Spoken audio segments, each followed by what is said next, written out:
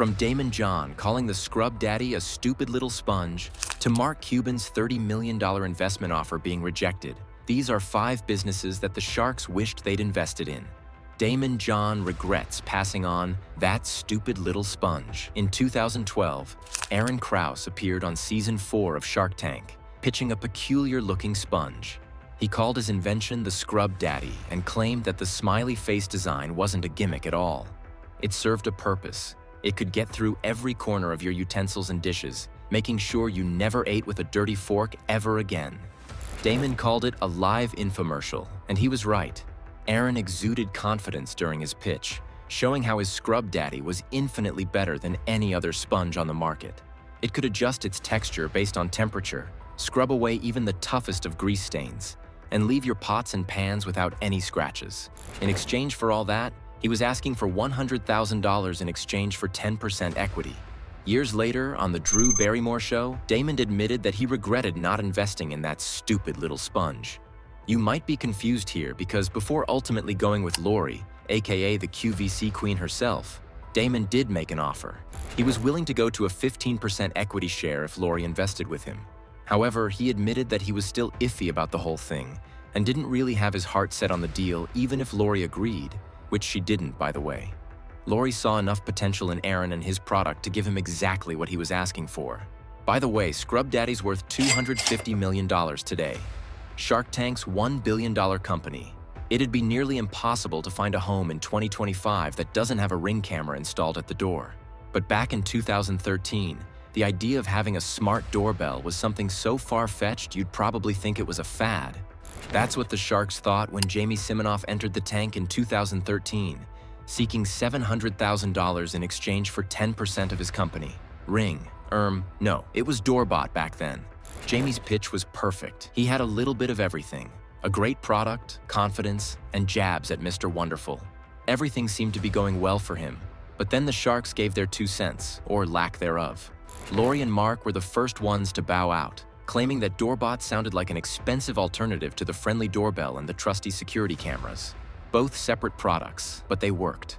Why make the switch to a more expensive version? Meanwhile, Damon and Robert believed that nothing Jamie owned in patents couldn't be replicated through some loophole or another. They believed that a cheaper alternative was in the making, and they'd rather save their $700,000 for that product. In the end, it was only Mr. Wonderful and his royalties, an offer Jamie had already made clear he wasn't going to take. Jamie eventually returned to Shark Tank in 2018 after selling his company to Amazon in its biggest buyout to date at $1 billion. Speaking of the biggest exit in Shark Tank history, Kevin reminded everyone that he was the only shark who made an offer. He also claimed that while it was a shame they couldn't come to an agreement, Ring just proved what Shark Tank could do for entrepreneurs in one way or another. Mark Cuban's biggest investment fumble is a flower delivery company, arguably the richest of the Sharks. So, we're talking the richest of the richest here. Mark Cuban doesn't have a lot of regrets in his life. He certainly doesn't have a lot of regrets when it comes to investment opportunities on Shark Tank. Where he misses out on one, he makes up for it by investing in something just as lucrative. But would you believe that his biggest regret is not investing in John Tabis's The Books Co.?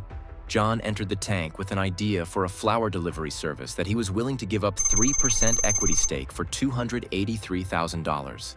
An odd figure that raised eyebrows. John went on to describe his business model.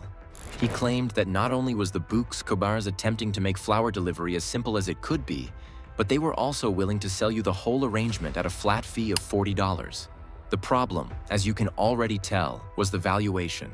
With a close to $8.6 million valuation, cracks slowly started to appear. Ironically, Mark was the first one to bow out when he learned that John's business had been valued at originally $5.2 million, and he entered the tank with an exaggerated sum. John argued this was what the Books Co. could become, but Mark was already out. Lori believed that John wasn't doing anything extraordinary. Robert didn't understand the business model enough, and Barbara claimed the name was too hard to pronounce. Ultimately, Kevin gave John the cold, hard facts.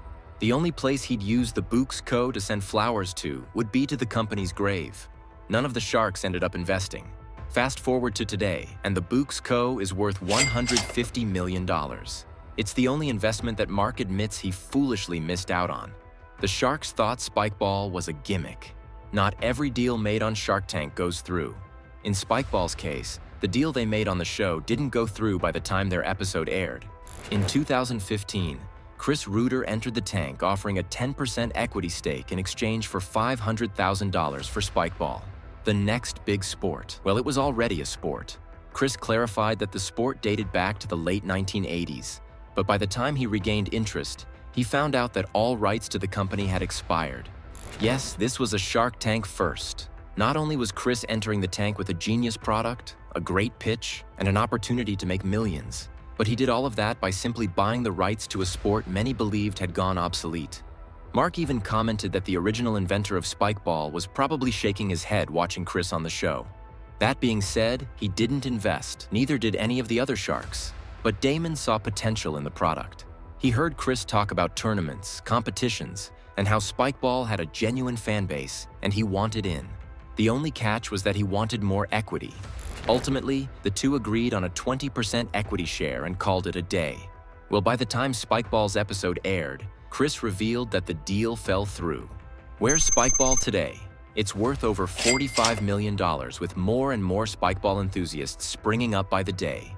The dating app that rejected $30 million Mark Cuban once made a $30 million offer on Shark Tank, and the entrepreneurs said no. Shocking, right? Well, we need a little backstory here. In January 2015, the Kang sisters entered the tank with a revolutionized concept for a dating site. The three sisters had just quit their high-paying jobs to move to San Francisco and dedicate their time wholly to Coffee Meets Bagel. How does it work? Well, instead of aimlessly swiping left and right on people, this dating app showed you your perfect match every day at noon. That match was vetted by mutual friends, and you had 24 hours to either match with them or pass. The Kang sisters argued that this made dating feel a lot more personal than traditional dating sites, and the sharks agreed. But things soon started to crumble. Ironically, Mark was the first one to bow out when the Kang sisters refused to talk about their total number of signed users on the show. Things got even more tense when the sharks learned that the company was losing money. On the $1 million they made to date in sales, they lost another $1 million. Their 5-year plan of making $10 million wasn't as lucrative either. They admitted they'd be able to break even on that figure. Oh, and they were each taking a $100,000 salary each. Robert was out. Lori said sayonara. Kevin said he valued himself more than 5%. In the end, maybe just to appease the Kang sisters, Mark made them an offer. $30 million in exchange for the whole thing.